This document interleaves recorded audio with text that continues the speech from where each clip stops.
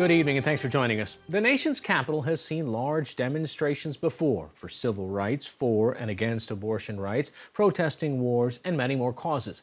Today, the cause was science and defending it from political attacks. On this 47th annual Earth Day, thousands of scientists and those who support independent, fact-based research on climate change and a range of other policies took to the streets of Washington, across the country, and around the world.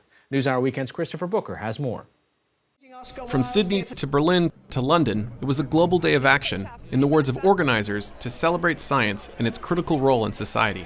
The March for Science drew scientists, teachers, and students in more than 500 cities across the world, calling for more science-based decision-making in public policies, both local and global. Today we have a great many lawmakers, not just here, but around the world, deliberately ignoring and actively suppressing science. In the U.S., the event was anchored in a rainy Washington, D.C. Speakers urged the scientific community to step out of the lab and onto the political stage. We need to ensure that data and evidence drive policymaking, not uninformed ideology. Speakers also criticized the Trump administration's environmental policies and its proposals to cut funding for scientific research. In New York City, marchers deliberately walked past the Trump International Hotel and Tower, protesting the president's pledge to withdraw from the 195-nation climate change accord adopted in Paris in 2015 and formally ratified by the U.S. last September.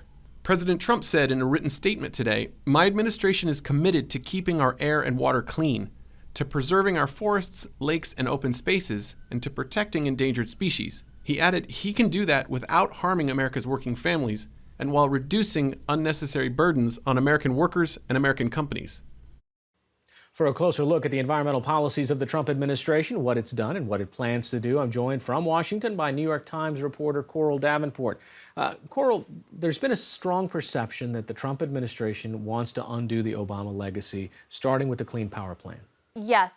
President Obama's sort of the centerpiece of his environmental agenda was the Clean Power Plan, a set of Environmental Protection Agency regulations that were designed essentially to shut down coal-fired power plants, the number one contributor to greenhouse gas pollution in the U.S., and slowly shut them down and replace them. And so just last month, we saw President Trump put out an executive order directing his EPA administrator, Scott Pruitt, to begin the legal process of essentially totally rolling that back.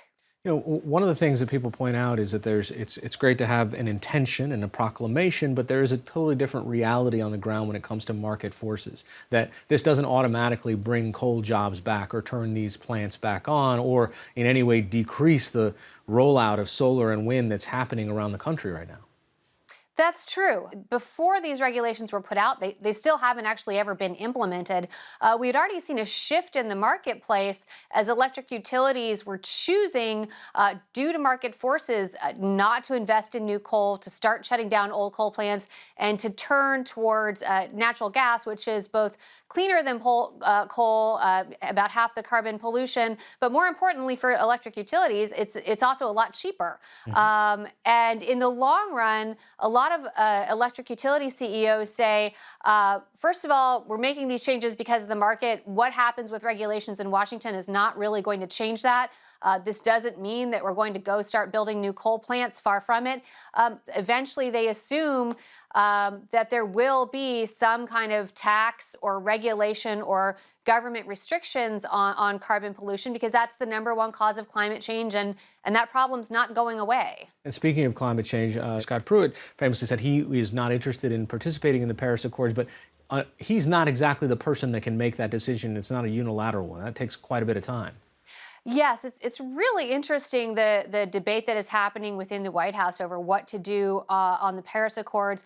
First, because for President Trump, that was a signature campaign promise. He said his exact words were that he would cancel the Paris Climate Change Accord. That's technically not possible to do. You can't rip up a multilateral accord that's been legally ratified and signed by over 190 countries, but the U.S. could legally withdraw, and that would be a huge blow to the accord. What's happening right now, though, a lot of President Trump's sort of core-based supporters and advisors have urged him to go ahead and act on that, to announce he's going to withdraw. He's got another set of advisors who are saying, look, the diplomatic fallout globally from withdrawing the United States, the world's largest economy, the world's historic largest climate emitter, had been a central broker of the Paris Accord. It would send a message to the rest of the world that the U.S. doesn't keep its word, and that could come up again and again and again. And so there is a push from leading advisors like Secretary of State Rex Tillerson, the leading foreign policy advisor, and we're also hearing that this could be coming from the president's daughter Ivanka and her husband Jared, who are very influential within the White House, to saying, look, maybe we can negotiate a middle ground where we stay in the accord, but just don't do everything Obama said we were going to do. All right, Coral Davenport of the New York Times joining us from Washington. Thanks so much. Great to be with you.